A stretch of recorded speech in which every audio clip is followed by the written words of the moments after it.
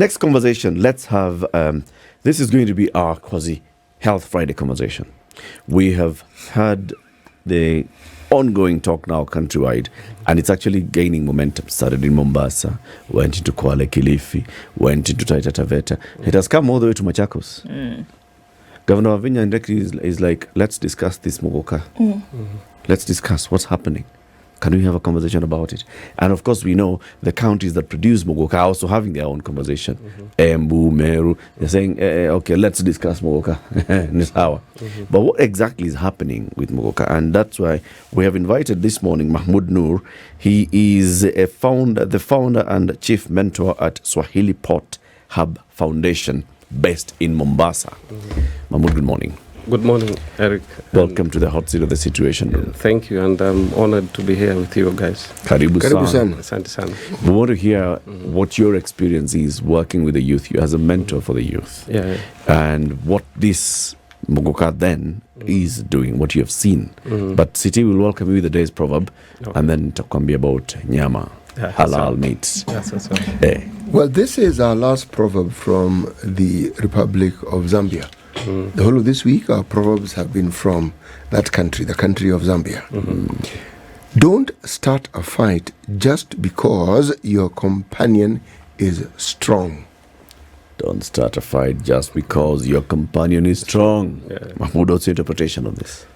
I think for me, even when you have, for example, your dad or an associate who is okay, you should not assume that they will join you in something, probably a negative thing that you have started, or even a good thing that you have started. It's all about relying on yourself, not relying on others, because ultimately it is you who can either make something or get out of something. So you should never rely on other people. You only rely on yourself. Yes. You know, I've been thinking about this as we've been talking. The companion doesn't need to be a person. It can be a position you currently hold, a job you currently have, because at some point money you currently have. Thank you. Political position you currently have. Yes, because at some point you will not have them. Then what? Because that day definitely will come. And then what? Kutaendaje? Sijui nisome, kuna cartoon ya leo kwenye Standard. Sijui niangalie. Soma tafadhali. Wacha niangalie the editorial cartoon leo. You know the Standard cartoons are by Gumzo. So Gumzo has put a cartoon here. There's a man who's been caricatured in this cartoon. There's an arrow pointing towards State House. Okay? And the man there, I don't know who this man is, says, gazeti ni ya kufunga nyama. That was then. State House is now behind him. And he's now looking, facing the other direction. And the arrow this time is pointing towards press conference. Lazima magazeti yaandike hii story. Vile nimenyanyaswa. I think it's what City has said. When we are in certain positions, we tend to forget. In fact, Waswahili wanasema wakati mwingine unachimba kaburi, kumbe unajichimbia mwenyewe. You think unamchimbia mtu mwingine. So it's important when you're in certain positions, remember that tomorrow you will not be there. And whatever you're doing to others will be done unto you sometimes later. Okay, very good. So Swahilipot, what is it? Swahilipot is young people call it a safe space. We started it as a tech space. In fact, its history, what took me to Mombasa in 2007-8 was to do the undersea fiber optic cable all the way from South Africa, around 18,000 kilometers, to Mozambique, Mombasa, Djibouti, Egypt, France, London, and also Fujairah, Jeddah, Fujairah, Mumbai. So that's what took me there. So when I was in Mombasa, some of the interns that I was dealing with were at iHub here. And they were telling me one of our biggest problem is internet connectivity. So I made a case, although I am a technical person, but I'm always passionate about community. So I made a case to the board of SECOM to give hubs at that time free connectivity. And we were able to support iHub, NILAB, MLab, Nairobi Garage, and Outbox in Kampala, free internet. So after we started that, I think when we were launching with Professor Bitange then, the question that I asked, the cable lands in Mombasa. Why are we doing everything in Nairobi? Why is every innovation, every tech is in Nairobi? Very good question. Yeah. And you know, for example, when you are doing competitions here and you're using the web and you say the person who will connect first is the winner, the answer that comes in, you know, you cannot compete with somebody who's in Mombasa because he has a 5 milliseconds advantage over you. Right. So we have an advantage in Mombasa. That should be the default place for everything. So I asked that questions with Akina Professor, but when I went back to Mombasa, I said, let me do something. And that is when I saw a building that was not being used by the government at the National Museum of Kenya next to the landing station, and I requested for the building. Then I committed capacity from SECOM because I was in charge of SECOM for the space. Because for a space, you need free internet, you need the space itself physically, and now the partners came in. So that is how we started Swahilipot Hub. Together with the ICT Authority, SECOM brought in capacity. Later on, we started the Cisco Academy, Huawei Academy. Liquid has been also very supportive. And after we started it as a tech space, the numbers were around 70. Then we asked ourselves, we are building this thing for young people. Why are they not coming? And I think that's why they said in Mombasa, they love creatives. So we decided let it be the first tech and arts center. When we did that, within the first 3 to 6 months, the number rose from 70 to around 1,000. Now it is a place, yes, because young people in Mombasa are talented. They are gifted. When it comes to music, acting. I remember even Lulu and her team when they were starting, they were actually doing rehearsals at Swahilipot many years back. So we have a lot of gifted and talented young people in Mombasa. When you're talking about soccer, they are the best players. So that is how it started, tech, and then now with creatives. But now because we are at Fort Jesus, we are also doing heritage as well. So and when I started it, I supported the center for around 5 years. That was my contribution to Mombasa and the coast. And what I was selling, I was giving people hope. In fact, I was telling them there's no money that I can give you. We had and also I call them an army of volunteers. A lot of young people who are running that space. You go to the space, at the moment the management is around 70 of them. But at any one time, whenever we have the events that we do annually, you'll have up to around 1,000 people. And at the same time, I chair the Kenya Red Cross in Mombasa.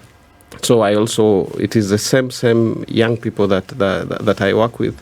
And the unique thing, Eric, with the team that we have at Swahilipot, in my management, you'll find an advocate of the High Court, but also somebody who reached Standard 7. And the Standard 7 person is actually having a bigger impact. So why do young people identify with Swahilipot? We don't profile them. You come in with your dreadlocks, you come in with whatever where you are. Even when you are a Muguka Chiwa, or I can see you are taking bank. Like there were 4 young people that I took from the streets. Now 2 of them are doing sound engineering for Swahilipot Hub. So it's a place where everybody takes it as their home. And for me, I was selling them hope. But one thing that I told them I will give them is connections in terms of the 25 years that I've been in different industries is to give them that easily. So it's a place where you'll meet government officials, you'll meet private sector, Ambassadors always visit Swahilipot. A number of them have gotten Fulbright scholarships, Chevening scholarships. But for me, the most important thing that we are doing is giving people hope and telling them that they can prosper. So that is Swahilipot Hub. How many people right now? The regular ones that use it are around 2,000. The ones that are in our database are at 19,000. So 19,000 have registered and are participating whenever we have either skills development, because one of the key things that we are doing, and it is what our young people want, is give them first a place where they can meet safely. And I tell them, even for those that are, even some of them, because I know they're in bang or using certain drugs, but they know once you're at Swahilipot, it's a drug-free zone. You can't do it. So once they come there, the ones that are coming regularly, in any day, like yesterday, I think we were doing we normally do almost quarterly a community meetup. We had around 1,000 people who are there. So we have those who come in every day, but we have a larger number who are coming from Kilifi, Kwale, and Mombasa. Because also in Mombasa, when somebody is staying in Diani, and I think you will tell him you will say that he's from Mombasa. So they're not looking at those boundaries. So Diani, Mtwapa, they will be coming every day to Swahilipot. Yeah. Where exactly is this situated? We actually at Fort Jesus, behind Fort Jesus. Now I've got you. When you said the museum, I was thinking, where? I realized, but the museum is where? Fort Jesus is where this thing ought to be. Yes. I have understood exactly where it is now. Yes, actually, next to the governor's office. In fact, between the governor's office and Fort Jesus Museum and the sea, because we also have an amphitheater. That is where Swahilipot is. When you're talking of talents, you missed one out. Yes. Swimmers. Yes, I think that is an area that has not been utilized. Yes. We have very good swimmers in Mombasa. We have the advantage of the ocean. But I think it is an area that we need to get into it. But unfortunately, we can't get into everything.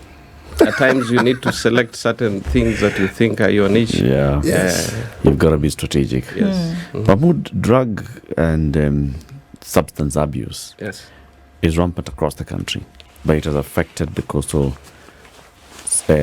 counties. Many have talked about, the various different drugs and how youth just disillusioned, and they end up in this, they end up in substance abuse, they end up in crime. And when you're saying that it's a safe space, I see that's what you're trying to attract. You're trying to show them, no, don't be disillusioned. There's hope, like you said. Now there's Muguka. I just want to hear about Muguka because you've heard everybody talking about your Muguka. You're dealing with 19,000 registered youth at Swahili Hub. What is the Muguka issue in the coast? I think the reason why Muguka is dangerous is because when you walk all over, you see it. A child coming out of school or getting into school, most of the time it's coming out of school. But unfortunately, you at times, even from very early morning, I don't know how Muguka reaches very early in the morning in Mombasa. So it's available every time. So you go to school, you will pass like 3 centers of Muguka while you're only staying 100 meters or 200 meters away from school. So it is easily available. It is cheap. If your parent has given you 20 shillings to kununua viazi, 2 of you will changa 20, then you have Muguka. So it is cheap, available everywhere. And then I think why it is dangerous, because it's an entry-level drug. So people will look at it as just harmless leaves. Young people will want to try it out. And why do young people try it out? Because if you look at the coast, and I'm sure also most parts of Kenya, the family unit has broken down. A lot of young people do not have guidance. And I think that is where the gap that we are also trying to fill. Because many years when we were growing up, we were in a safe environment. I grew up in Nakuru. My hometown is Nakuru. So when I grew up in Nakuru, it's like the society and the families shielded us from certain things. At the moment, the day you leave your mother's womb, everything that is surrounding you is negative or things that you cannot even comprehend. So when the family unit has broken, then we have a lot of young people who are guiding themselves. So you'll find 10-year-old, 8-year-olds, 12-year-olds, they do not have somebody who is telling them this is what you're not supposed to do this. Or they do not have a guardian who is looking at them. Some of them, yes, they have parents, but the parents themselves either are hustling, times are very hard, so they are always out there, parents. They don't have time. Others are there, but they do not have the time. And in fact, others, because I also mentor a lot of young people. I remember during COVID, there was a time I sent out a request for young people to register in Mombasa to support their colleagues. In 3 days, 9,000 registered. So it tells you that we also have a lot of young people who want to do good stuff. Okay. So I worked with around 3,000 because we were doing mapping the whole day and distribution. But the point that I wanted to bring is I noticed some girls, young girls and pretty girls, that from the whole morning they are with us, the whole night they are with us, and it's like they're avoiding to go home. So when I started discussing with them, actually home is another place that they don't want to be. Because either the pressure from parents and also bad influence from parents. So they are trying to get anything good that they can do. And that's why in Mombasa, when you look at the social work, we have a lot of young people and especially girls who are doing that. So you also have parents who are bad influence to their kids. Okay. And the kids do not want to do what their parents are. So I think that is the danger that we are having. When you do not have people who can guide, they are on their own. Then you get to 20 shillings, 10 shillings. You are able to get, as a 10-year-old, you can get Muguka. And that is why some of them are actually beating their teachers in school, even in primary. The teachers fear these kids because they also get into juvenile gangs. So for us, what we are looking at, it might be helping those who are producing, but for us, the effects, especially socially, we actually breaking down, or we're actually losing a whole generation. Mahmoud, it's interesting that you bring in that aspect because, Yes. I found myself wondering what the issue could be. So are you saying essentially that the drug, or any drug for that matter, is now being used as an avenue to cope? It's a mechanism that's being used to cope. Yes. But the fundamental issue is something else. Yes, and it's yes, not yes, being yes. dealt with. Yes. So even if you do remove the Muguka today, it is going to be filled by something else. Yeah, It will be replaced by something else. Very true. So are you saying this is not a Muguka issue, but that there is another issue that Muguka is just being used as an avenue to deal with? I agree with you because it is one thing that is easily available. And I'm sure once you remove Muguka and you still have That problem. Yes, Yeah. they will find something else. So I think we also, even as we address these drugs, we need to address the root cause. And one of the things, because normally I don't like complaining. One of the things that we have done at Swahilipot Hub, we did a survey around 4 years ago, asking the young people what are the priorities that they want. And, most people will say, tunataka kazi, tunataka pesa. Unfortunately, that was not the number one thing. They asked for mentorship. Wow. Yeah, that was the number one thing. So at Swahilipot How Hub, do they say it? Well, what do they use? No, we asked them questions. And they said, we want guidance. We want mentorship.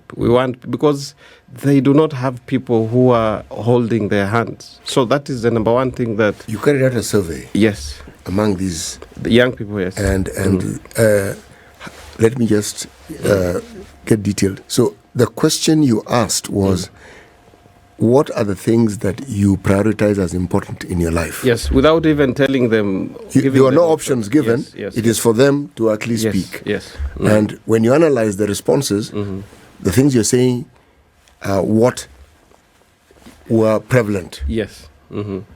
Now, knowing the social setup within, say, Mombasa. You're then saying that when young people ask for mentorship or someone to guide them, clearly the homes from which they come, what they're looking for is not there. It's not there, yes. How are you connecting this with Muguka?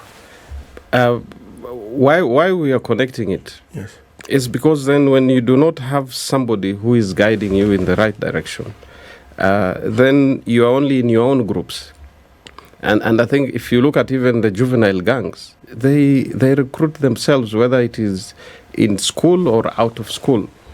And because you do not have somebody to ask questions, you go and ask your fellow 12-year-old. Your contemporary. Yes, or 15-year-old. They have never even left Mombasa, or they are just within Likoni or within Kisauni. And I think also one of the biggest problems is who are the role models.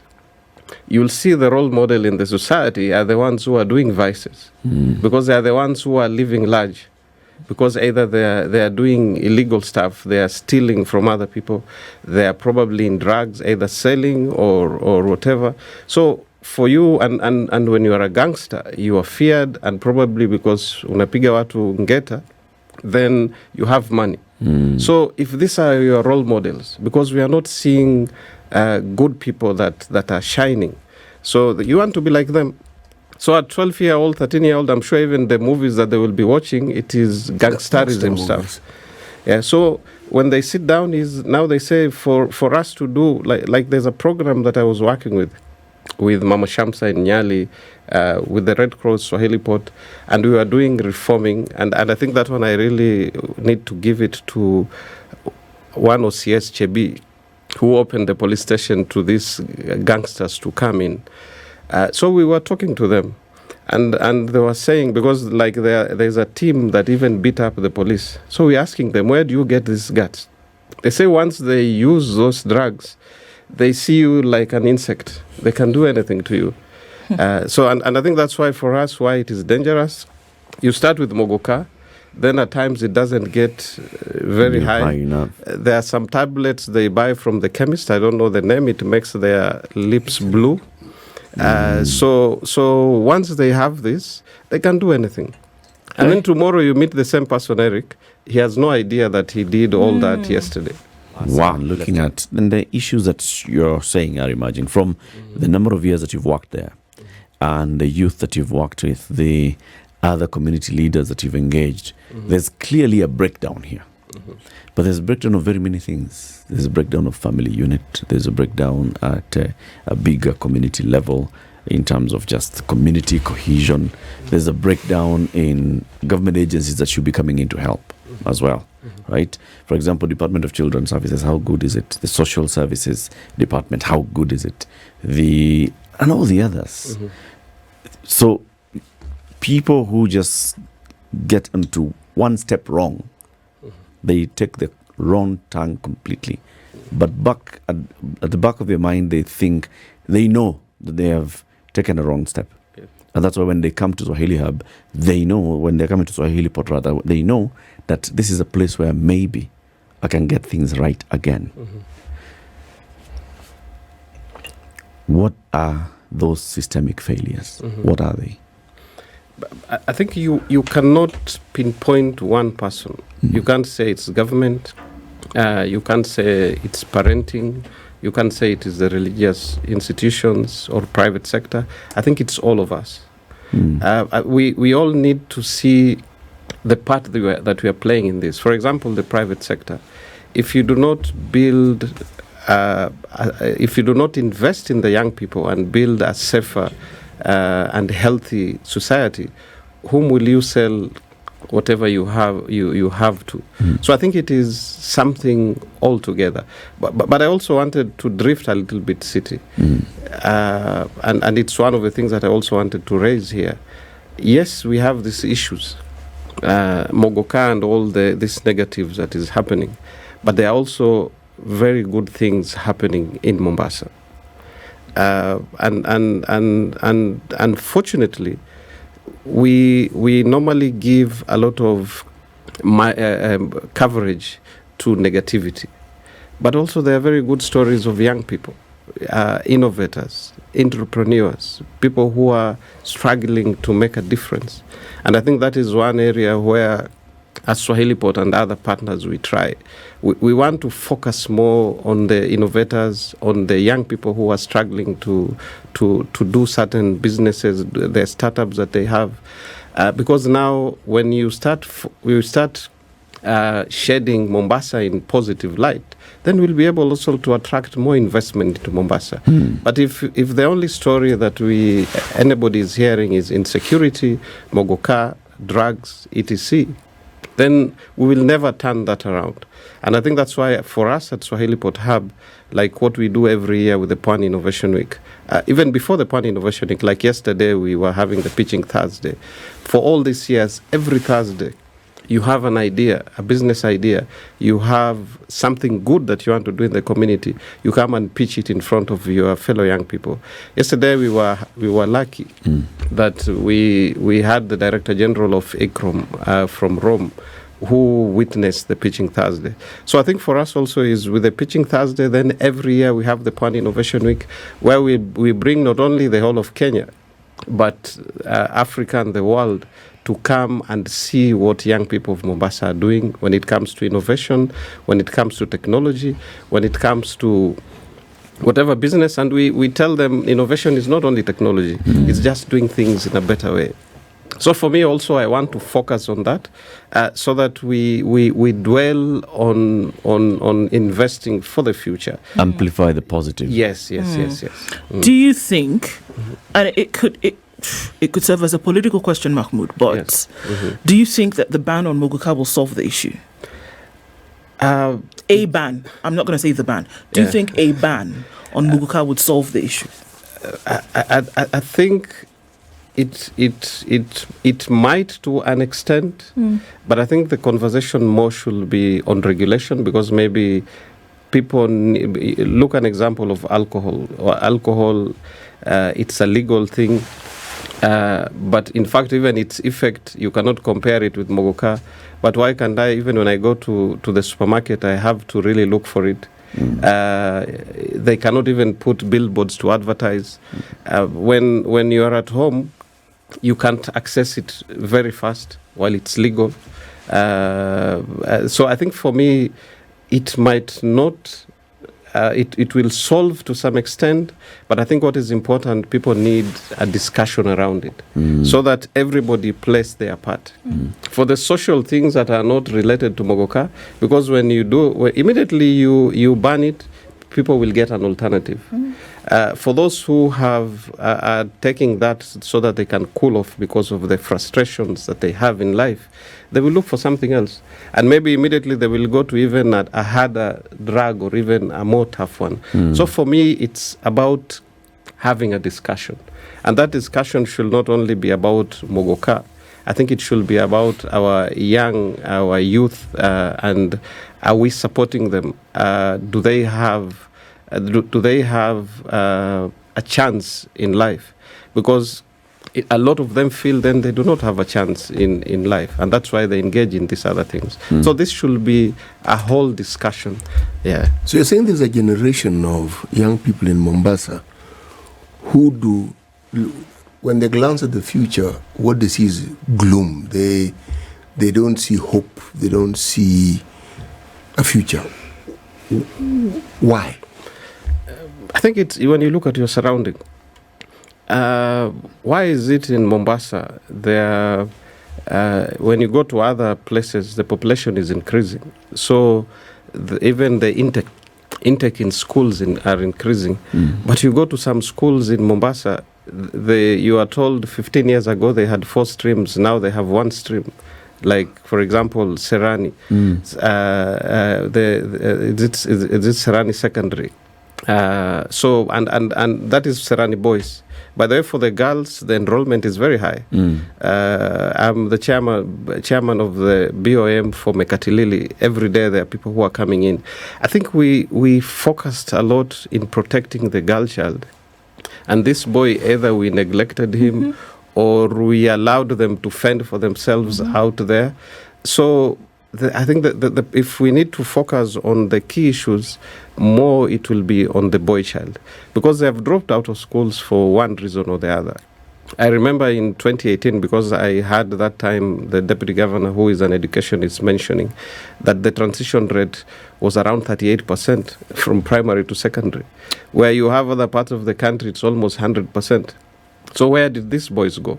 And then you're asking, when you see them with pangas in Kisauni and Likoni, because one, they have dropped out of school, and then now, whenever there are employments, you ask them to bring a CV. They don't even know what a CV is. So they feel this world, everybody is against them. Are the jobs even there? To be sincere, since I came in, you see, like I used to live in Nairobi until 2010. So whenever I come back here, I see the growth. In Mombasa, I don't remember seeing industries growing. In fact, I can mention the ones that have, or you can see the ones that are closing down. Well, Even EPZ, some of them, but the good thing, some of them are moving to Kilifi because probably land is cheaper there or labor is cheaper. So you do not see employments being created. That's why everybody wants to be employed in government, at KPA, at the county. But those jobs are very, very limited. For someone who grew up in Mombasa in the 1970s and 80s up to 2000, you could sleep in Mwembetari. Yes. And there was no fear of anybody attacking you. Now, this turnaround that we now see, and Mombasa had a growth rate. Yeah. There were jobs. In fact, jobs came a calling. And that's why schools were built, and that's why people went to school. Where did this change come about, and what happened to bring this about? Because somewhere along the line, something happened. It's difficult to pinpoint. Yes. But there are a couple of issues. Drug is definitely one of them. Because even for the hard drugs, it was easy, even the 20, 30 years you're talking about, because of the logistics hub and also tourism, it was easy for drugs to find their ways in the coast more than any other part of the country. Yes. So I think it is drugs, but I also put a lot of, I think people did not invest a lot in education. Yeah, because when you have an educated lot, then they will be able to fend for themselves. Even if it is not in Mombasa, they can go elsewhere. So I think the investment in education, because if you look at the performance whenever they are releasing results, personally, whenever I visit schools in the coast, I will go and look at what the sheet that they normally put there. You will find that 80% have gotten D plus and D plus DE going down. See, Mahmoud, I am an educator. Yes. I taught in Mombasa. I taught in Stowlsea. I taught in Arakan. I taught in Kensek. Yes. I taught in Burhania Secondary School. I was a headmaster. So, what you're saying, I can identify with up to a point. But during that period of time, when I look back and I remember, parents were eager for their children to go to school. Yes. Parents, you could see because of the demand that parents had for admission for their children. But equally important, schools at the coast competed favorably with other schools in the country. Yes. Favorably. When you talk about schools that did well and people wanted to go to, there are many schools at the coast that people, precisely. Abisi, yes, people wanted to go to. Exactly. Yes. So, Star of the Sea. Now, when I ask about the change that took place, I'm looking and I'm asking, what happened to all these locals who did well and even went to university? Did they go back or did they stay away? I think one thing that has happened, I think most of them moved to Nairobi and out of the country. Yes. And you're talking about education. Even look at sports during your time. Yes. Or those when you are the headmaster. You look at the national team, almost a quarter or half are from Mombasa. Yes. So we were doing very well. Extremely. Yeah. I think something happened. Drugs is one of it. Education is another one. But I think this is something we need to have a a kongamano and bring everybody together. Yes. And see exactly where did we go wrong, because it's difficult to pinpoint this is where the problem is. But what is very glaring is that their times are not very good. Families are struggling. The family unit has broken down. There's a lot of consumption of drugs all over, and when you see that, then you know there's actually a problem. And once you are in drugs, whether you've started Muguka in school, I don't think whether you'll even complete school, because that is an entry point. Then you'll start doing other drugs slowly. That's why people are dropping every day, and especially the boy child. In fact, if we need to put a lot of effort, is on how we can protect the boy child in the coast. Yeah. You talked about positives. Yes. Right? So Swahilipot, for example, over the last number of years, you have mentored youth. You have seen them come. You have connected them to opportunities. You've given them hope. Yeah. Give us some case studies of a positive, positive, start from where this person came in and how they left or how they are. Maybe just around 150 startups have started out of Swahilipot. This one's through different programs, because we also leverage on partnership, like the Mombasa Plastics Prize, which we just completed. We have the Mombasa Tourism Lab supported by the European Union. So all of them together with the Pitching Thursdays, the Pan Innovation Week, we are around 150 startups. We have generally given them, through partners, around 46 million, because we do not have funds. If I have to mention some of the companies that have grown, we have Tech Kids Africa, which started from Pitching Thursday. Now they even do stuff in South Africa. They have actually launched a robotics training. They're training teachers all over the coast on robotics. So they are like whenever you're talking about technology for kids, it is Tech Kids Africa. We have 20 Green. They are making desks from recycled plastics. I remember even Charlene Ruto gave them an order and supplied the desk in a school, I think in West Pokot. We have the sensational T-Spice. This is a young girl called Amal who is in Mombasa. She joined us. In fact, I found her one day just staying at the beach, and she didn't look very stable at that time. And then I was asking her what was the issue, and then she joined Swahilipot. She sacrificed her education so that her brothers can complete education. But at Swahilipot, we have given her, in fact, in her own words, because I remember last year we took her to Colombia, even that experience of leaving the country, she has a lot of confidence now. She pitched during the Pan Innovation Week. She won $5,000 grants from Cloud Factory. So there are a couple of such stories, but what we are looking at is how do we do it at scale. There are those 4 young people that I picked from the streets, smoking a lot of bang at that time. How old were they? When I picked them, they were around 18. Yeah, but all the 3, there were 4. The 4th one came to Nairobi. In fact, I normally see him on Konange Street whenever I come here. But the 2 are trained sound engineers, courtesy of the French Embassy of French, do a program called CASIC. So they are the ones, whenever you come to Swahilipot, they will do the PA system, the DJing and all that. And they are also, the 3rd one is our like a main admin at Swahilipot Hub. I will trust him, like in my car, I will keep things everywhere, even cash, but he will keep them well for me. In fact, I trust him more than probably a lot of other volunteers. So, and what that taught me is you just need to give people an opportunity and trust them. Yeah. Once you do that, you will see them differently. And I've also learned not to judge people, because you judge people because of the situations they are in currently, but what is in their heart might be completely different. Yeah. So, I mean, it's, I mean, obviously clear that there are fundamental issues that need to be dealt with. And so maybe just looking at the top layer is not, I mean, not maybe, for sure, just looking at the top layer is not sufficient. And so there are mentorship programs that are happening because it is an issue. What would be the need? What's the need now?